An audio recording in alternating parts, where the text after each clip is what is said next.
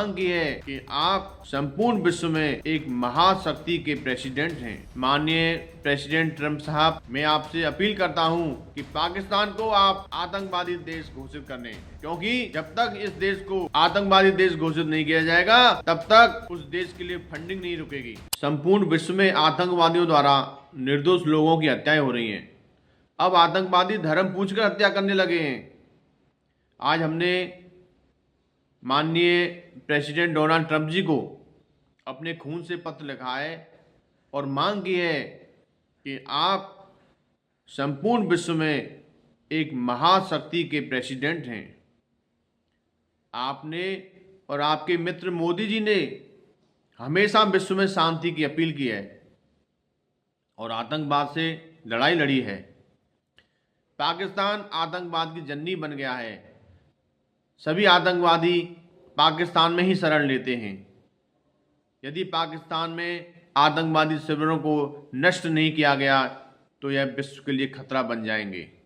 इसलिए माननीय president Trump साहब, मैं आपसे अपील करता हूं कि पाकिस्तान को आप आतंकवादी देश घोषित कर दें, क्योंकि जब तक इस देश को आतंकवादी देश घोषित नहीं किया जाएगा तब तक उस देश के लिए फंडिंग नहीं रुकेगी। यह देश आतंकवादियों के हाथ में चला गया है। वहां पर परमाणु बम हैं, मिसाइलें हैं। यदि ये आतंकवादियों के हाथ लग गए तो संपूर्ण विश्व के लिए खतरा बन जाएगा। इसलिए ऐसे देश में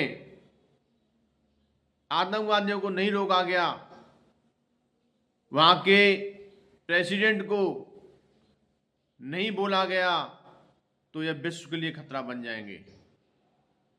ऐसे देश में आतंकवादियों पर कठोर कार्रवाई की जरूरत है।